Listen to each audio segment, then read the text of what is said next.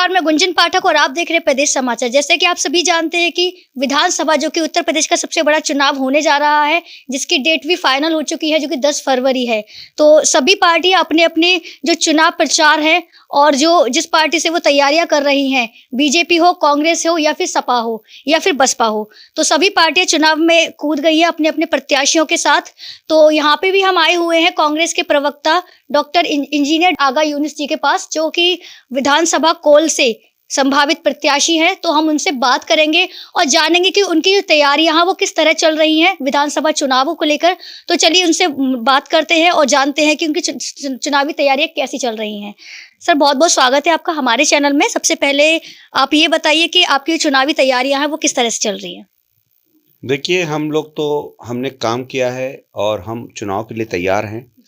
और आपको बताना चाहते हैं, ये जिस दिन चुनाव का ऐलान हुआ उस दिन लोकतंत्र, संविधान, किसान, नौजवान, महिला, युवा, गरीब, शोषित, वंचित, विरोधी निकम्मी सरकार का खात्मे का ऐलान हो चुका है।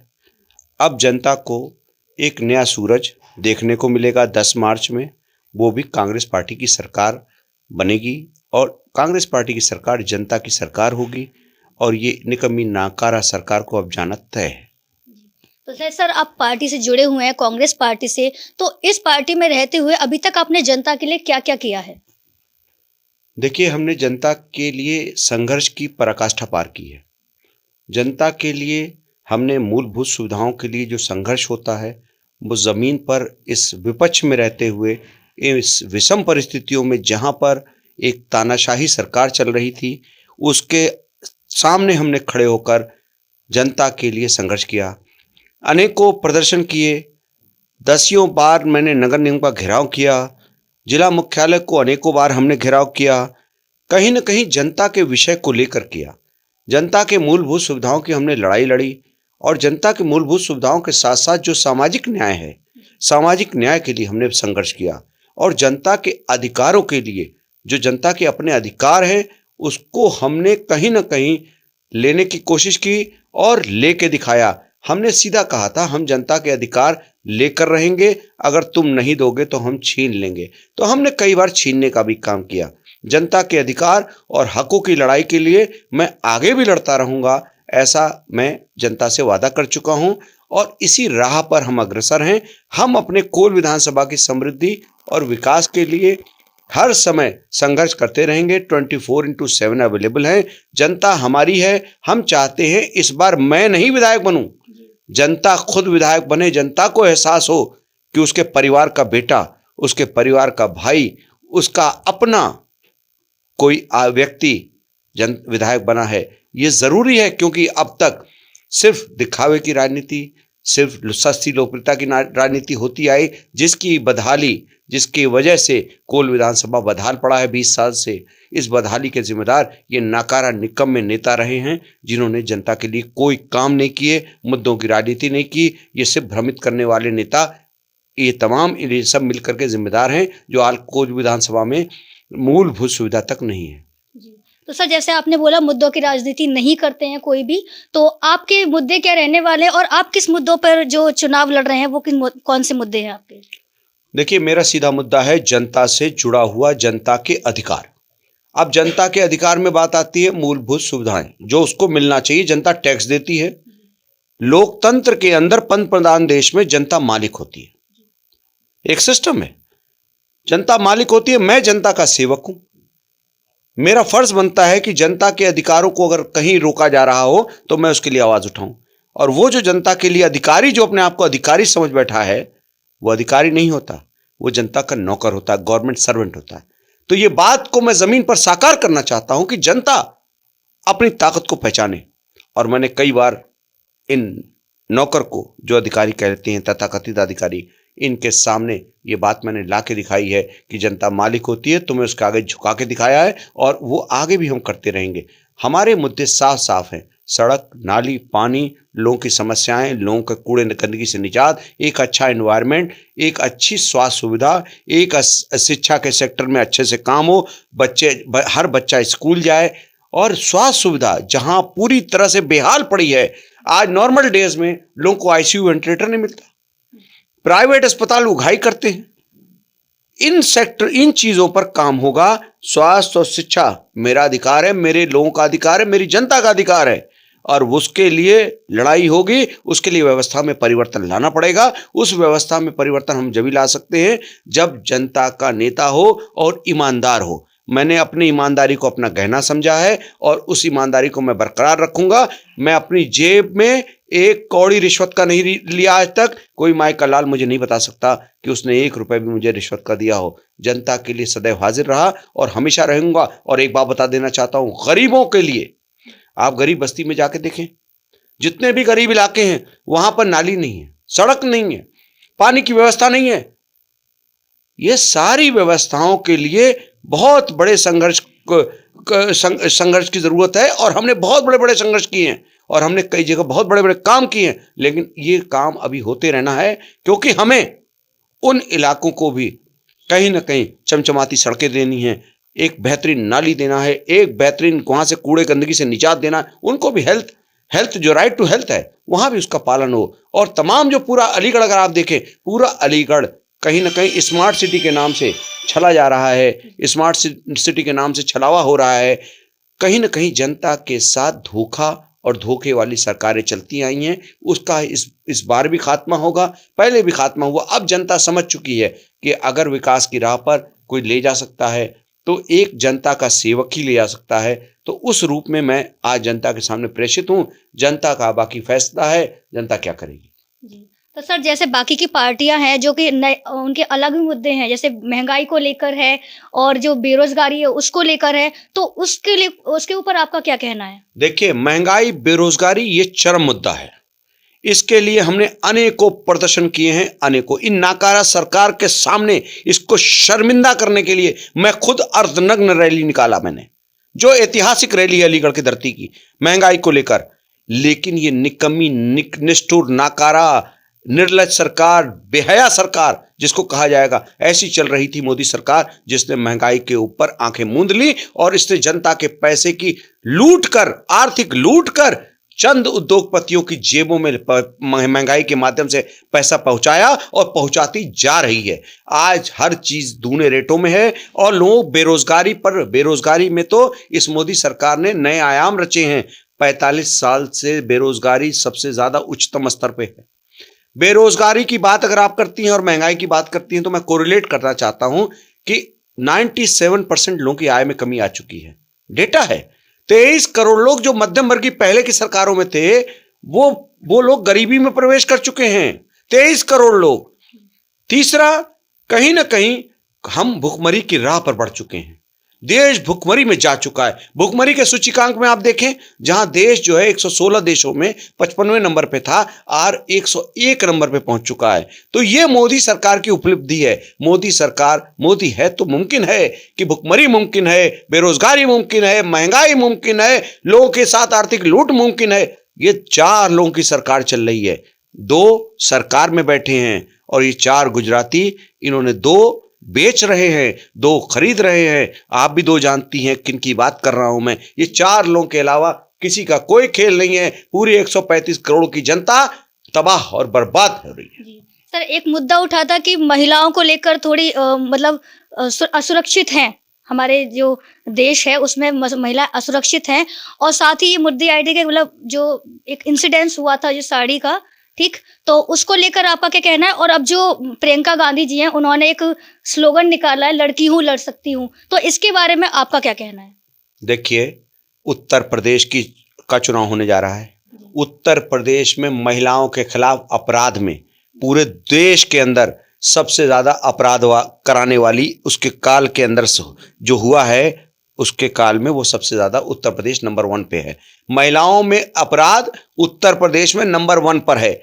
ये निकम्मी सरकार, ये योगी सरकार, ये इस बात को जानती है कि उसको इतनी बार कोर्ट से, न्यायालय से फटकार मिली है, जितनी बार इसने फटकार खाई है, ऐसी किसी सरकार ने इतनी फटकार सिर्फ सुशासन के ऊपर, जंगल राज तक का तो उन्होंने वाक्य प्रयोग कर लिया उन्होंने, न्यायालय ने, लेकिन ये निकम्मी सरकार उस पर ध्यान नहीं देती। महिलाओं के खिलाफ अपराध चरम पर है। हाथरस की बेटी आपने देखा किस तरह से उसको जलने का भी अधिकार नहीं मिला। अंत्येष्टि का भी उसका अधिकार, अंतिम संस्कार का भी उसके परिवार का छीन लिया गया, केरोसिन डाल के छिड़क दिया गया और सब उन्हें परिवार को बंद कर दिया।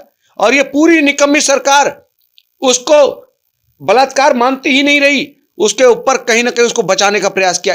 इनके खुद का विधायक कुलदीप सिंह सेंगर एक लड़की को बर्बाद कर दिया, उसके पूरे परिवार को तबाह और बर्बाद कर दिया। और ये इनका डीजीपी बैठा हुआ, इनका एडीजी ये कहता रहा कि ये माननीय है, कुलदीप सेंगर की गिरफ्तारी नहीं हुई थी जब तक सीबीआई की जांच नहीं आई, और आज कुलदीप सिंह सेंगर जेल के अंदर है। तो इनका विधायक एक महिलाओं के खिलाफ अपराध करता है। तमाम इनके ऐसे लोग हैं। चिन्मयानंद को आप देख लीजिए, भाजपा के, तो भाजपा से देश को बचाना है, भाजपा से देश की महिलाओं को बचाना है, भाजपा के लोगों से। क्योंकि भाजपा के काल के अंदर महिलाएं सुरक्षित हो ही नहीं सकती, क्योंकि इन्होंने महिलाओं का सम्मान कभी सीखा ही नहीं है। अगर आप पूरी तरह से देखें, पूरे आक्षेप में देखें, ये क्या जाने महिलाएं।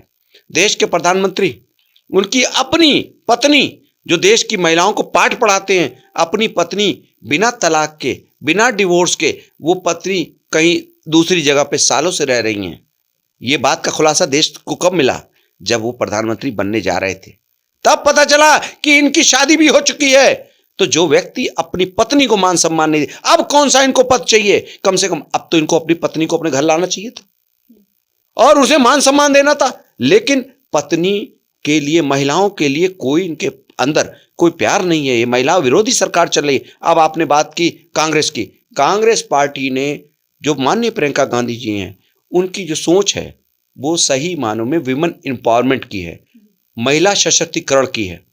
जो उन्होंने किया है वो ऐतिहासिक ही नहीं, ऐतिहासिक की पराकाष्ठा पार है।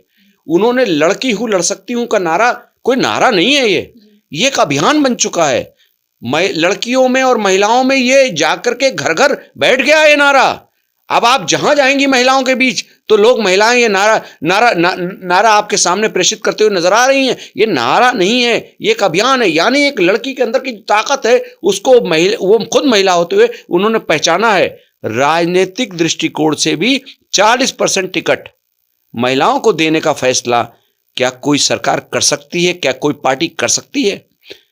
कोई पार्टी नहीं कर सकती। मैं ये कहना चाहता हूं अपने विपक्ष के लोगों से और इस सरकार सत्ता पक्ष के लोगों से कि तुम भी दो 40%। अगर तुम्हारे अंदर हिम्मत है, अगर तुम महिलाओं का सम्मान जानते हो, तो प्रियंका गांधी ने तो वो सम्मान दिया है। प्रियंका गांधी जी का जो मैनिफेस्टो है, लड़कियों को स्मार्टफोन, पढ़ने के लिए स्कूटी और तमाम तरह की योजना, महिला घोषणा पत्र, अलग से शक्ति विधान महिला घोषणा पत्र जारी किया है, जिसके अंदर महिलाओं को अलग से क्या क्या मिलेगा, महिलाओं के लिए क्या क्या होगा, ये सारी चीजों की घोषणा करने वाली सिर्फ और सिर्फ देश के अंदर और प्रदेश के अंदर माननीय प्रियंका गांधी है। और माननीय प्रियंका गांधी 50% जो आबादी है महिलाओं की, उसके लिए जो काम कर रही हैं, महिलाओं को सशक्त बनाने की, महिलाओं को मजबूत बनाने की। और महिलाएं मजबूत हैं, लेकिन उनको दबाया जाता था। अब महिलाएं दबने वाली नहीं हैं। जो महिला अपने घर को इकट्ठा कर सकती है, जो महिला सुबह से शाम तक घर के अंदर इतनी मेहनत कर सकती है, वो महिला क्या नहीं कर सकती। महिलाओं के अंदर की शक्ति को उन्होंने जगाया है और उस शक्ति को जगाकर एक नई तरह की राजनीति का जन्म हुआ है। और ये जितने भी महिला विरोधी ये तमाम पार्टियां हैं, हमारे सारा विपक्ष, हमारा कांग्रेस का विपक्ष, ये सारी पार्टियों को घर बैठा लेंगे इस बार, क्योंकि ये सब महिला विरोधी हैं। तो सर, जैसे कि आप जी जान से मेहनत कर रहे हैं विधानसभा चुनाव के लिए, तो लगता है कि आपको टिकट मिलेगा इस बार? मुझे पूरी उम्मीद है। हमने इतने काम किए हैं, 1 साल में 45 सड़कें बनवा के दी हैं, 5 साल में 112 सड़कों पर काम कराया, करीब 700 से ज़्यादा हमने हैंडपंप लगवाए, हैंडपंप रिबोर के या फिर नए पंप, करीब 1200 पथ प्रकाश लाइटें लगवाई, न जाने कितनी नालियां बनवाई, न जाने कितने कूड़े गंदगी के जो स्पॉट, अघोषित स्पॉट थे, उनको ख़त्म कराया, न जाने कितनी जगह जो सफाई कर्मचारी नियुक्त नहीं जाते थे कभी सफाई व्यवस्था करने, सफाई के लिए, वहाँ पर हमने दबाव बनाकर वहाँ पर भी हमने सफाई व्यवस्था लागू कराई।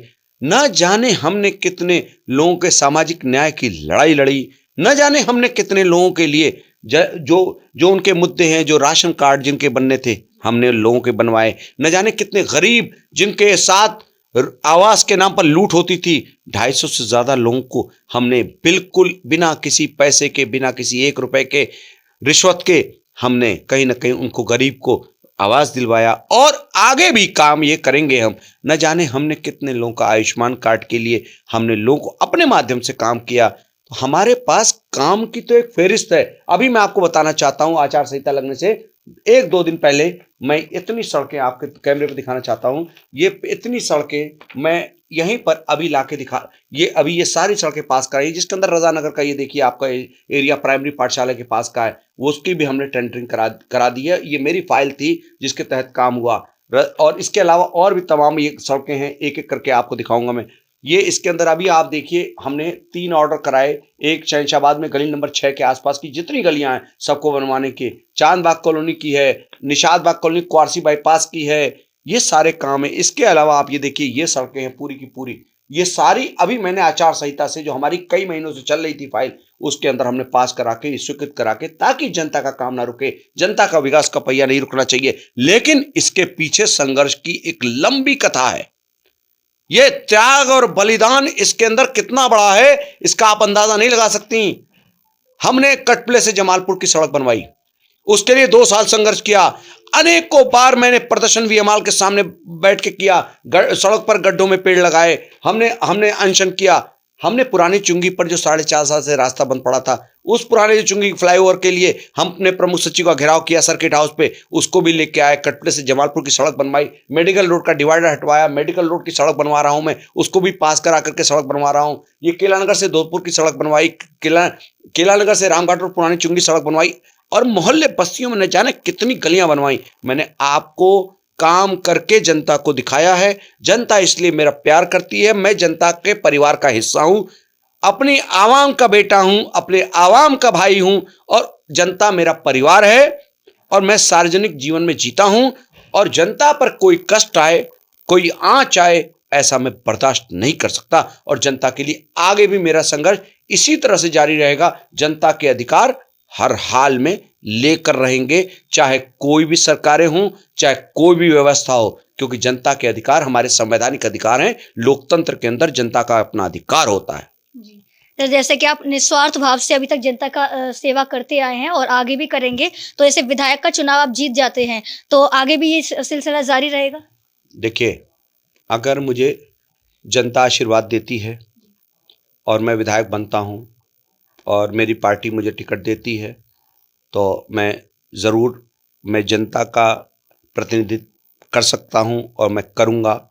और मेरे एक विज़न है, मेरा विज़न ये है कि जो बच्चे छोटे छोटे हर गली बस्तियों में घूम रहे हैं, जो प्राइमरी एजुकेशन नहीं पा रहे, उनको प्राइमरी एजुकेशन हर हाल में दिलाया जाए, परिवारों को सशक्त किया जाए, ताकि वो अपने बच्चों को पढ़ा सकें।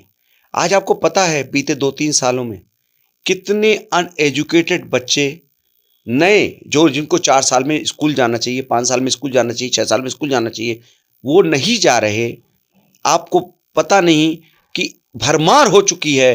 पूरी आबादी में मैं भ्रमण करता हूं तो मैं देखता हूं कि पता करता हूं तो पता चला कोई बच्चा स्कूल नहीं जा रहा, कोई बच्चा स्कूल नहीं जा रहा। ये ऑनलाइन के नाम पर भी बर्बाद किया गया, उसके पहले भी इस पर कोई काम ही नहीं हुआ। लोगों के साथ मजबूती से बेहतर शिक्षा से बढ़कर कोई विकल्प नहीं।